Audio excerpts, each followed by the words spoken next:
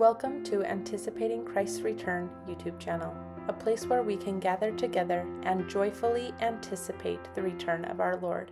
I hope you enjoy. Hello, welcome. I'm so excited that you all are here, and I'm excited for this video. So this video is, I hope it's interesting to you guys. It is coming about because I was recently interviewed on Christian Homestead's, his name's Jared. I was recently interviewed on his channel. He was so kind to do that. And thank you to all of the people who watch his channel and who have subscribed to my channel. And just, you guys have been so kind. So thank you. But there was something in there, and I'm planning on, so I'm recording this today on Wednesday. I'm hoping to this afternoon post that interview on my channel for the people who don't follow him or whatever, that they can watch it and go follow him.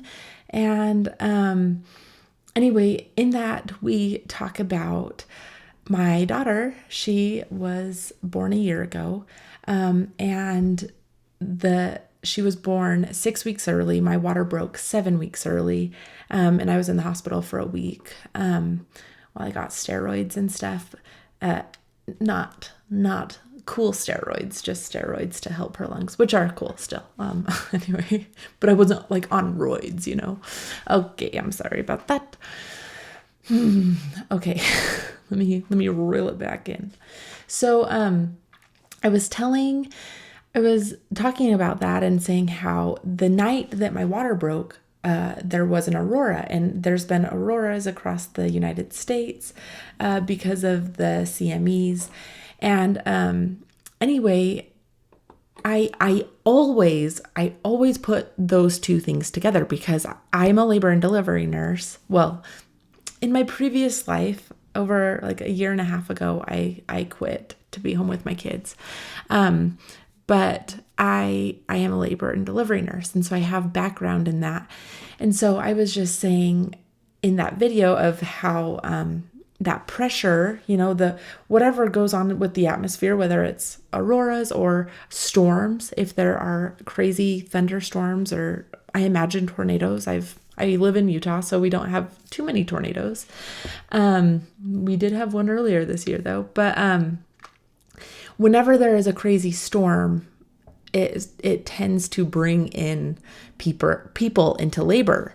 And so I was mentioning that and just saying, I feel like my water broke because of the weird atmosphere pressure. And I had thought about that, and it wasn't until Jared was like, oh, I don't even know what he said. And I don't know if it was like him that said something, or if I just felt like maybe there's more to this, that I kind of wanted to dive into. And he said, you know, if anyone of you guys watching has had that happen, comment in the comments below. And sure enough, there is a comment, and it says, this is what she wrote. This is so interesting to hear that her water broke the night of the aurora.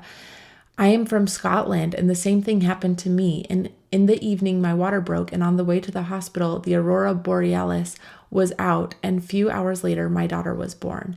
My hometown, Aberdeen theme song is the Northern Lights of Old Aberdeen. Anyway, I thought that was so cool. So thank you so much for sharing. I want to dive into this. And sorry, my dog is snoring super loud, so sorry about that. But I want to dive into this. So, here is the one from last year. This is not talking about this year's. This was last year, the day that my water broke. So, the aurora borealis in Utah, a rare occurrence. The aurora borealis is a natural light display predominantly seen in high latitude regions near the Earth's polar zones, such as the Arctic and subarctic regions. It is caused by the interaction between charged particles from the sun, mainly electrons and protons, the Earth's magnetic field.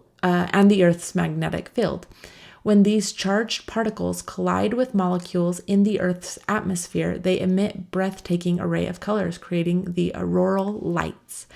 In regions closer to the polar circles like Canada, Alaska, and Northern Europe, the aurora borealis is a relatively common occurrence. However, for Utah, located at lower latitudes,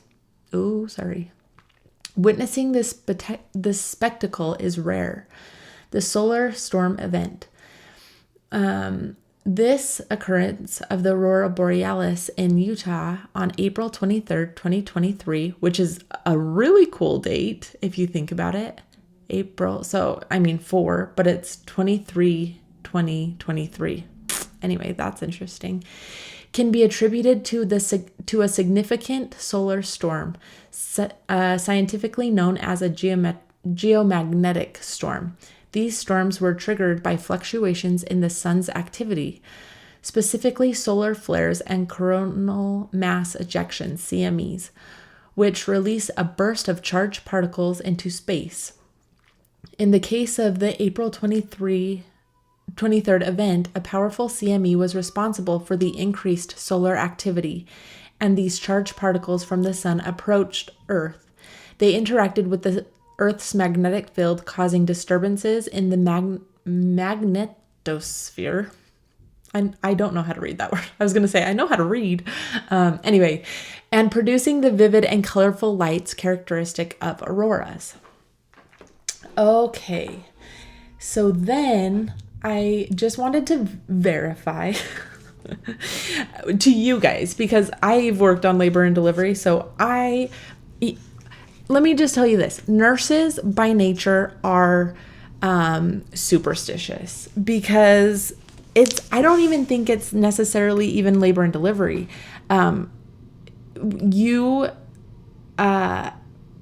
feel like when weather or like full moons is the same thing. When there are weird things happening with weather or with full moons or anything like that, there is changes in people's health. And anyway, I want to read this article. I just found an article. I didn't like fact check it, but where it resonated so well. So anyway, hopefully you guys don't mind. But this is UT Southwestern. And I'm probably going to pause this soon. Yeah, I'm going to have to pause this and I'll read this in just a moment.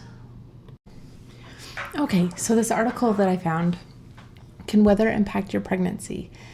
We seem to be living in a world of extreme weather.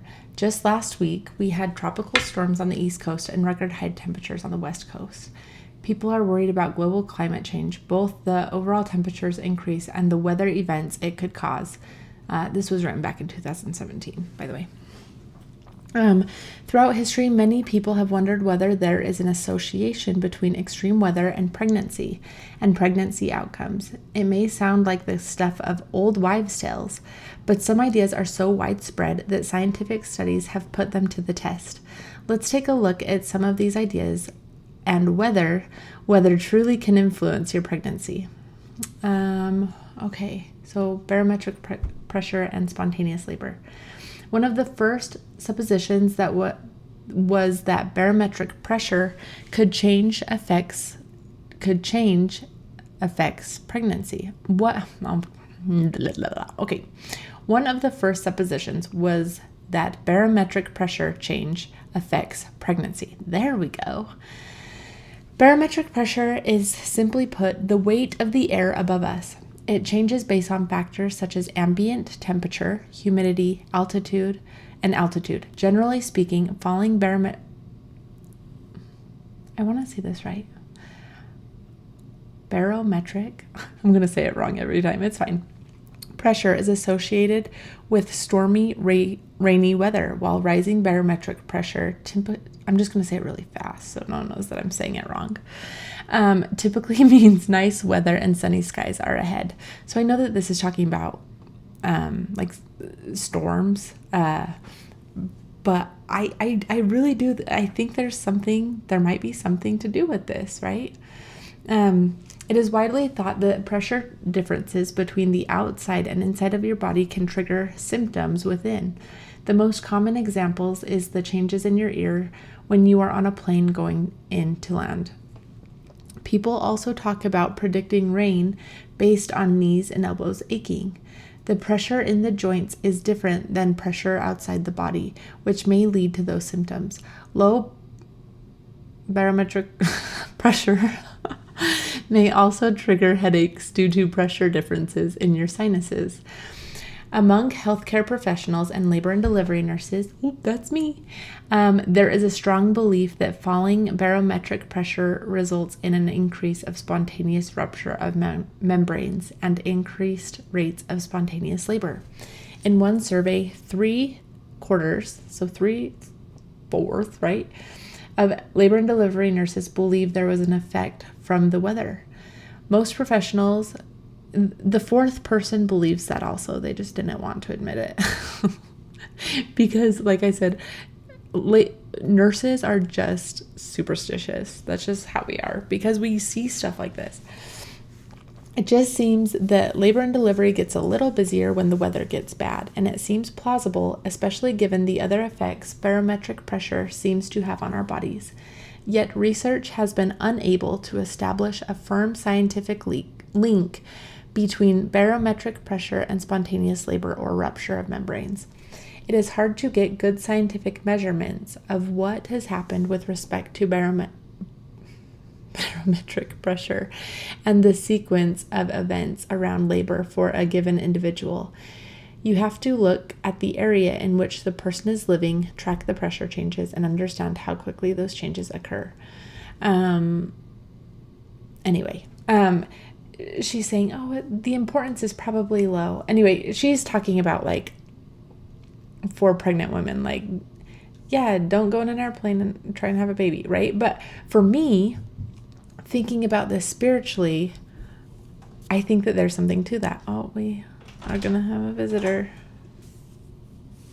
Okay, sorry about that. Okay, there were some more comments that I wanted to go through. I'm recording this, I started recording it early this morning, and now I'm finishing it. Hopefully I can finish it. But I'm glad that I waited, because there were a few comments that trickled in on Jared's page about this that I wanted to add to this video. So someone says, I totally agree. I had the coolest conversation with my friend, who is also a delivery nurse, back in 2018. About how I felt like something had happened where time seems like it was now rushing forward. Like there is a sense of quickly increasing forward motion, now leading to the second coming. So interesting. She said she felt the same, and that this year we have had a record amount of twins and multiples born. I felt the spirit so strong when she said that. It's amazing times. So I was not a labor and delivery nurse in 2016. I started in 2018, but this is true. This is so true. And there were many times that I had moms say, yeah, this is our last kid. And we said it was our last kid. And then we found out we're having twins or triplets. Like a few years ago, because I haven't been working for a year and a half, a year and a few months. But a few years ago, we had multiple women come in, and they were pregnant with triplets. And I said, were you on Clomid? Which it just helps release eggs. Like, it just helps your chances become so much better. And anyway, so people who are on Clomid, oftentimes they will have, like, they take it so that they can get pregnant for people who struggle with infertility issues. But a lot of times these patients who are taking Clomid will have multiples. And a few times there were triplets, and I was like, you were on Clomid. And she's like, nope, this is totally natural. Sorry, 1 minute. Okay, I'm sorry. This other comment that I want to read, I relate to really, really well. So it says, I didn't have a baby during the Aurora, but But at this time, I found out I am still pregnant when I thought I had for sure miscarried, which is that's similar to my Elsie, the my baby that my water broke during her. I was bleeding for weeks. Like I was bleeding for like 8 weeks, and it was off and on, and it wasn't super heavy, but I thought I was miscarrying, and I thought my hormones were all out of whack. And anyway, this is a long story, but I'll make it short. I had scheduled an appointment with my OB to get my hormones checked. Well, I actually scheduled it with, anyway, doesn't matter. But I called to make an appointment to get my hormones checked because I felt urgent that I needed to have this baby. And I was like, come on, like it's already been 8 weeks. And I felt so sure that I needed to have this baby. And now it's been 8 weeks. And now I need to get my hormones checked. And I was just kind of feeling discouraged. And the lady on the phone said, well, you need to make sure that you're not pregnant first. And I said, okay. And like me, I'm a labor and delivery nurse. Like I should have known better, but like I didn't feel sick. I didn't have any symptoms. Normally I'm like super tired and nauseous and like all that stuff. And I just wasn't feeling like that. So I was like, okay. So she's like, call me back after you take a pregnancy test and then we'll get it scheduled. And I was like, okay. I go and take a pregnancy test and it's like instant. It's instantly positive. And I was like, what? Because I had already taken a pregnancy test. It was actually the day of general conference.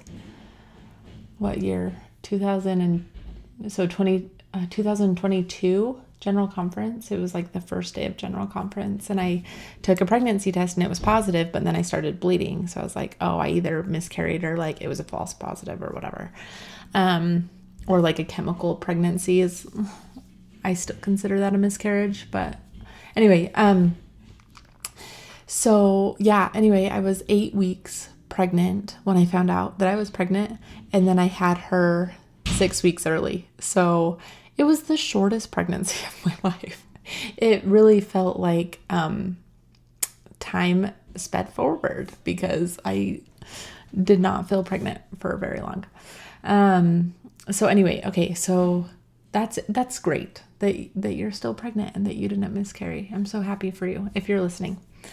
So this is her still. I had a unique dream that had to do with this pregnancy as well. Before I knew I was pregnant, I was told in the dream that the due date needed to be earlier than previously expected.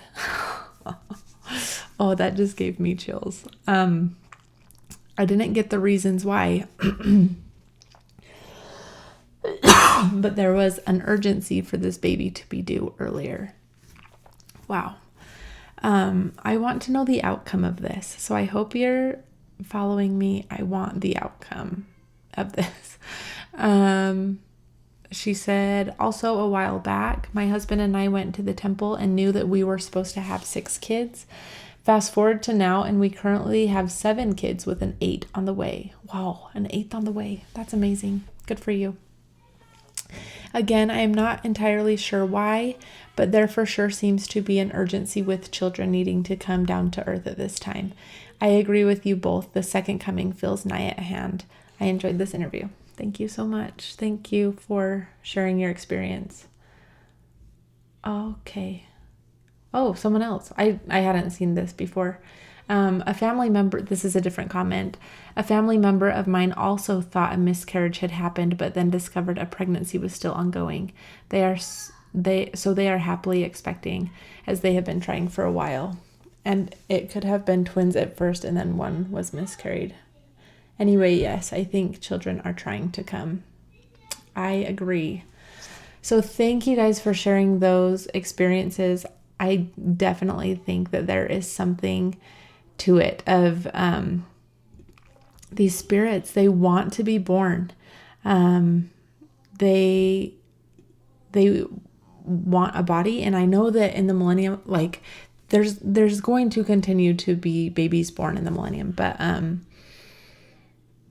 yeah, I think the heavens are witnessing something miraculous is happening. And I think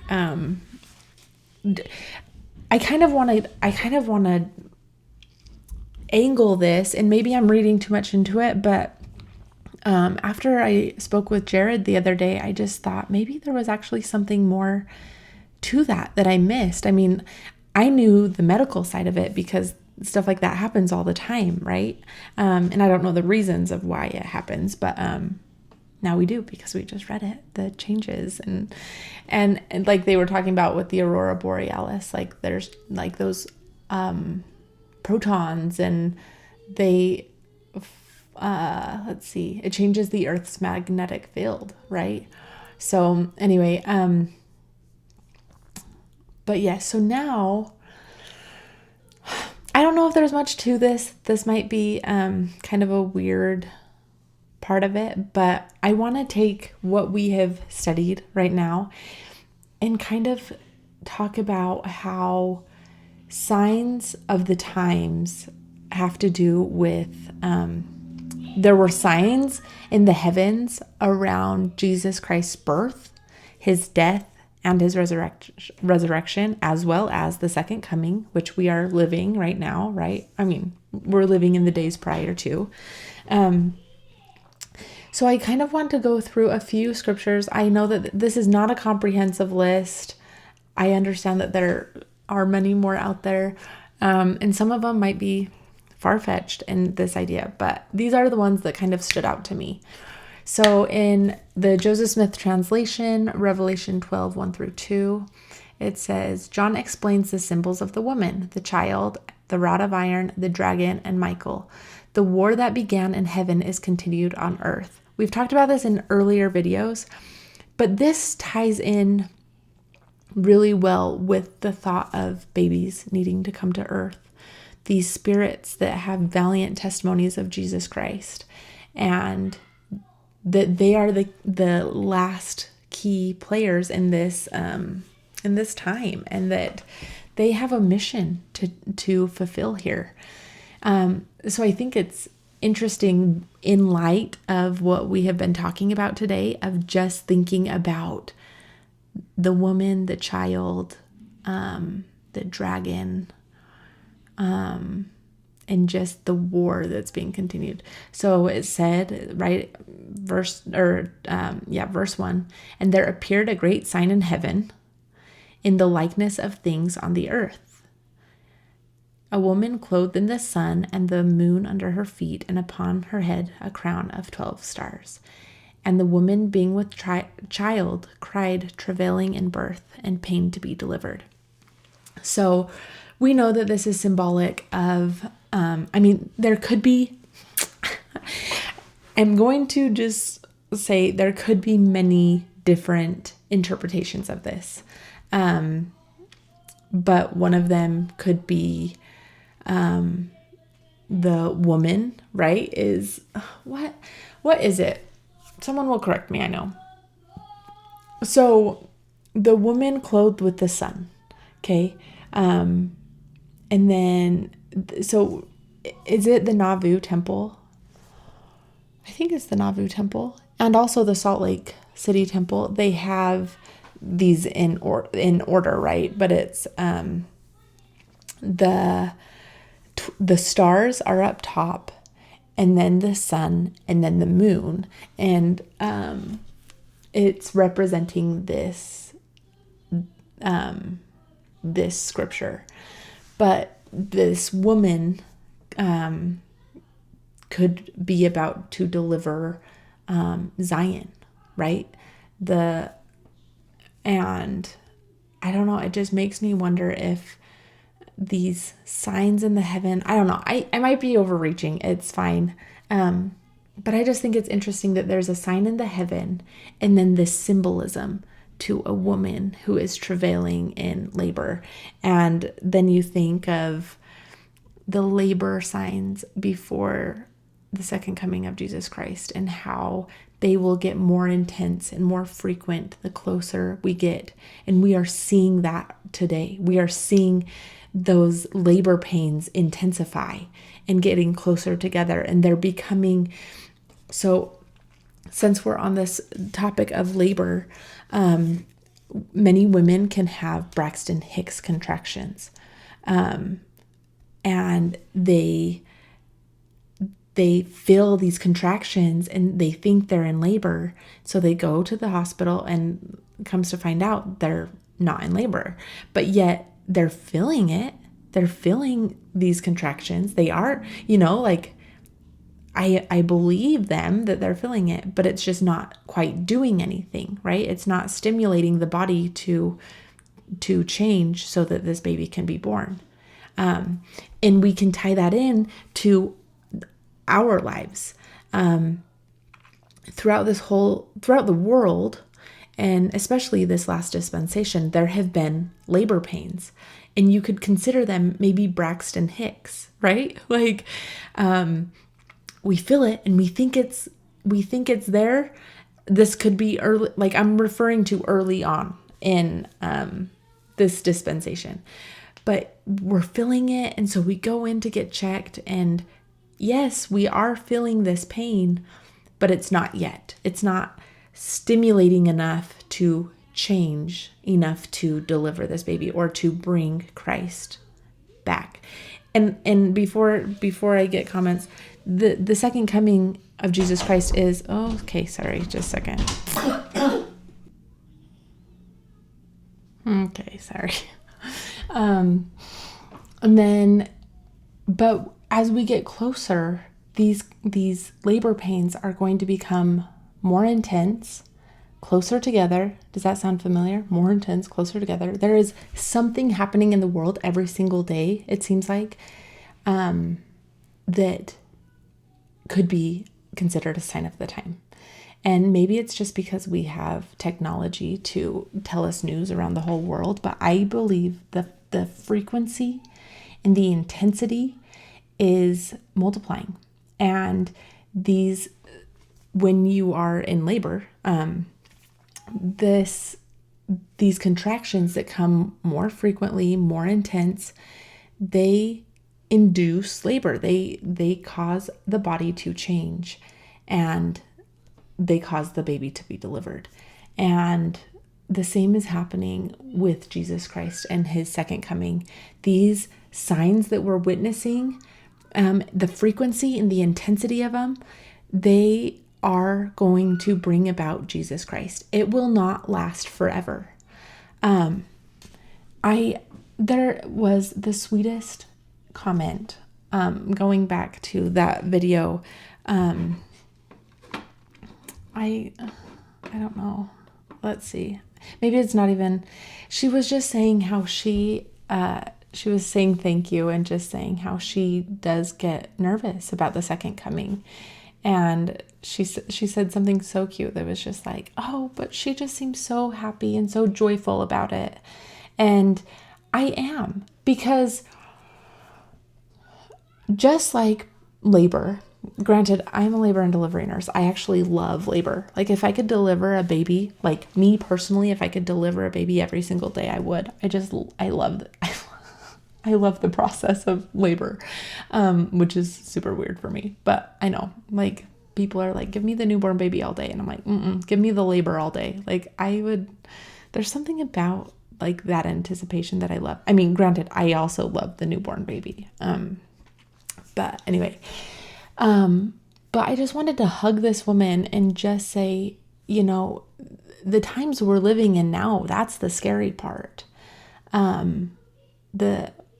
When Jesus Christ comes and come, Lord Jesus, come, like, make it quick. But I'm kidding. I mean, not really, but I know that his timing is perfect. So, but he will, these labor pains are going to end. These, this wickedness and the sin and the pain of the times that we're living in now, it will come to an end when Jesus Christ returns. Just like when the baby is born, it ends, and for the most part. I mean, maybe it's not a perfect parallel because there's also like cramps after. I get that, but then it ends, right? Once all of labor is over, it ends. And then you're left with something beautiful to hold and to love. And it's going to be the same when Jesus Christ returns. Also, I'm sorry for this imagery for people who are struggling with infertility. Like, I just want to be sensitive to that, because I know that is a hard trial to go through. Okay.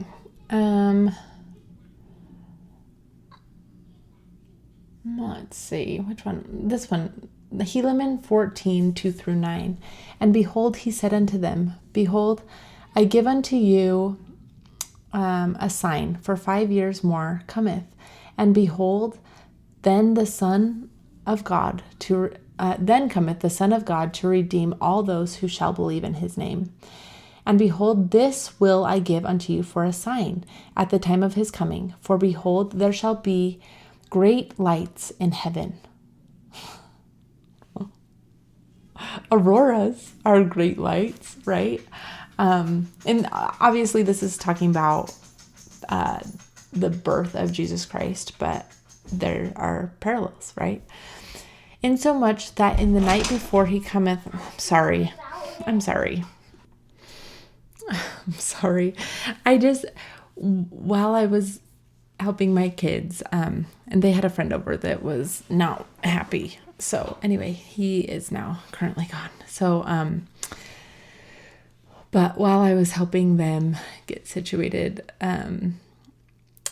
I read a comment from a sweet lady who just said, don't apologize for your kids being kids and for loving you. And anyway, it came at perfect timing. So thank you. Because honestly, I was kind of getting frustrated and thinking that maybe I should just start recording this over, because there have been so many distractions in this video. But then I had that comment and I just thought, at least my kids, and I'll tell you the thing that my son said. So he came in and he goes, hey, can I bear my testimony to your friends? Because I'll tell him that I'm talking to my friends online so that I don't have to say I'm talking to myself. But he said, can I bear my testimony? And sorry, there are certain times that I just get emotional doing this. And anyway, that just hit me. It hit me that my children are seeing that this is important to me, and they're knowing that I'm bearing my testimony on this. And I hope that they will grow up and want to bear their testimony with people, because that is what they were born to do. As Sister Wendy Nelson said, they were born to be this witness and to share the gospel of Jesus Christ throughout the world. So, okay, I honestly don't even remember where I was. But the signs that Christ is coming, therefore, so it said that there shall be lights in heaven, and I said the aurora, right? But insomuch that in the night before he cometh, there shall be no darkness, insomuch that it shall appear unto men as if it were a day. And we were talking about this labor process and how sometimes these earthly things or these atmospheric pressures or whatever, when it changes, it brings about deliveries, right? It brings about like these bodies to react. And it just makes me wonder if the world, so we know that the earth was created by God and by Jesus Christ. And it just makes me wonder if the earth is testifying and can't help but do these things that testify of Jesus Christ, because it seems more than just, I'm going to give you signs so that you can have a hobby to look forward to. It's much more than just seeking out signs of the times and trying to pinpoint when Jesus Christ is coming. It's so that, first of all, we can be prepared. But I also wonder if the earth just can't even help but go through these things, right? Like to have the aurora. Is it the earth that just is needing to testify of Jesus Christ? All things are spiritual unto God. And so it just makes me wonder if these storms, the world is angry, or the world is warning us, or these lights in the heaven. I feel like there are different things. Like there are storms of destruction, which bring about destruction. And then there are storms and these, it's not necessarily storms, these manifestations of God, like auroras and eclipses and these things that are just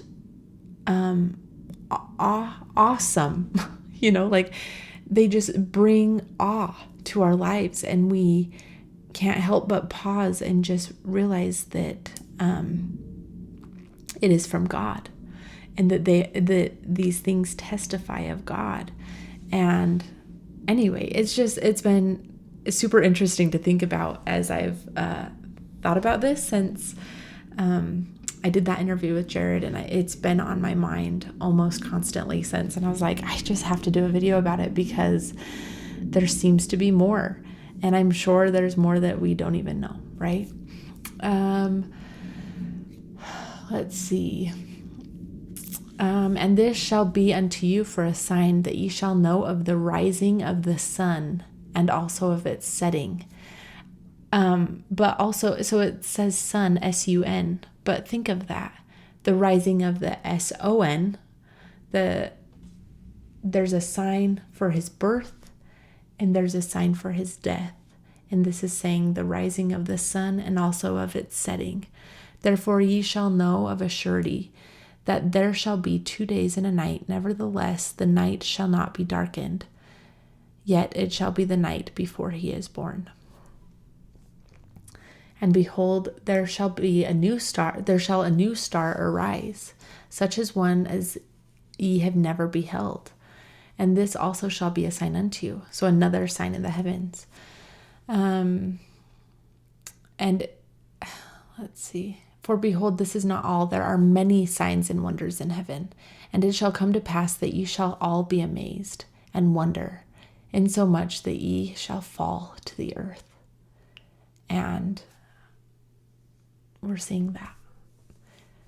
We've talked about the relationship with Jesus Christ and how when he comes, we will fall down and worship him in humility, and we will know him.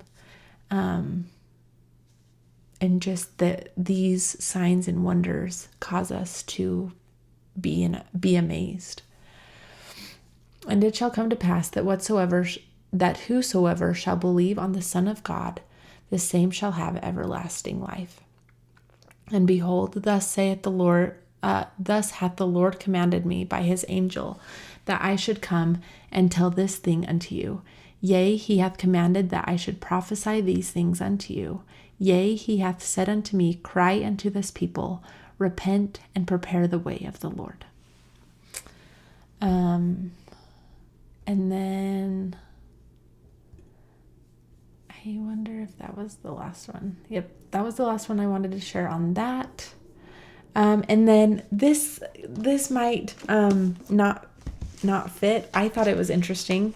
So I'm gonna do it because I can. So these auroras remind me of rainbows. Essentially, I don't know the science, but don't they look like rainbows in the sky, but at nighttime, right? And so it just made me think, and then in regards to my daughter, there are jets, because I live next to Hill Air Force Base. Not next to, but in their flight path. Okay, so in I've talked about how my daughter, this whole video, right? But her name is Elsie, and if you guys haven't seen my interview with Jared, her name means oathed with God, or oath, or covenanted to God. And so I just want to maybe bring this in and tie this in. But this is the bow in the cloud, the sign that God gave Noah as a sign of the second coming, right? There is a sign. So there was a sign given to Noah. I should just read it.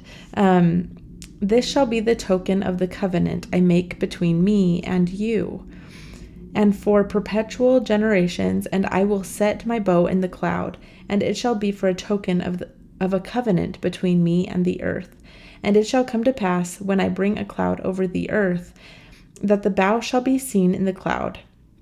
And I will remember my covenant which I have made between me and you, for every living creature of all flesh, and the waters shall no more become a flood to destroy the earth. So anyway, there's this sign of a bow in the earth, or a rainbow, right? But with this aurora, it's colorful and it shines through the sky, and it lights up the sky. And anyway, that just made me wonder if, the rainbow was a sign of the covenant that God made to Noah, and that the earth would no longer be destroyed by water, be flooded. And then there is Revelation that has been restored through Joseph Smith of the sign of the rainbow, right? And anyway, I just always think that the rainbow means this covenant that God wants to save his people. And it just tied in with oathed with God, or covenanted to God. And he's really striving to just bring us all home.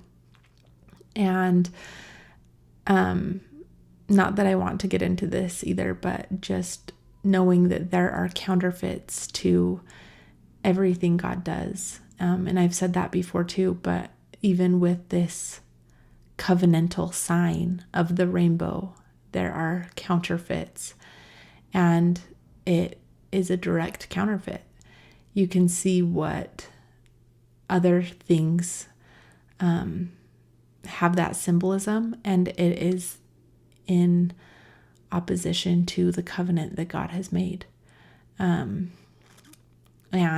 I really don't want to dabble in that, because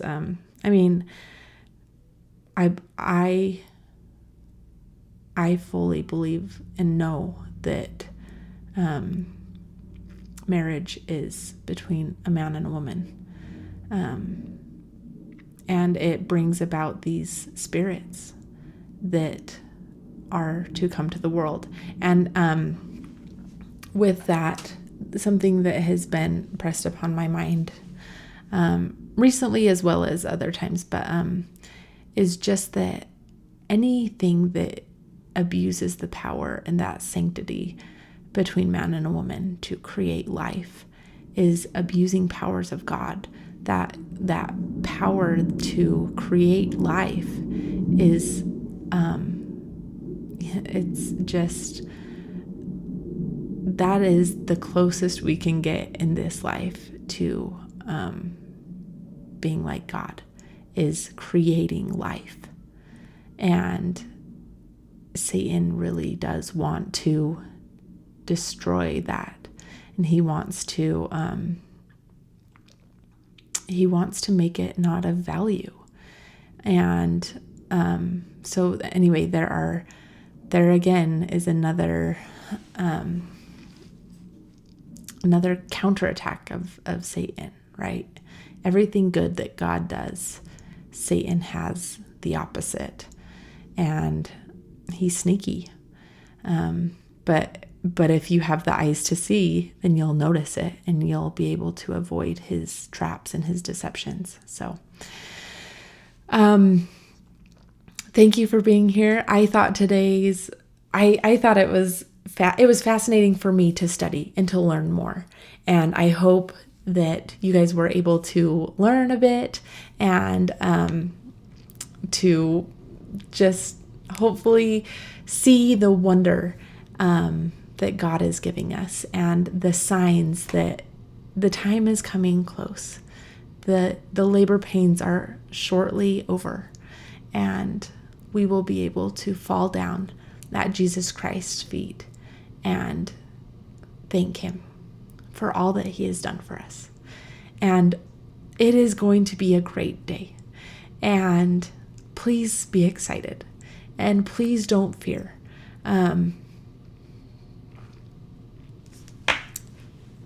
There are people. It's like moms who come in labor and they feel so scared to have a baby. Yet there are people standing by ready to help, and people who have done this not that we've done it a million times, but nurses, they've gone through this process and they can help. And God has sent people, and hopefully I can be one of those people that have confidence in that the good times are going to come. And I don't have a pure knowledge of things, but I do believe that the second coming of the Lord is going to be a wonderful day for those who are prepared. And so if you're nervous, stick with me. I'll hold your hand through it. We'll get through it together. There are going to be hard times that come, but we are a community of people who are looking forward to Jesus Christ's return. And I cannot wait. It's going to be amazing. So anyway, thank you for being here, and I'll talk to you all soon.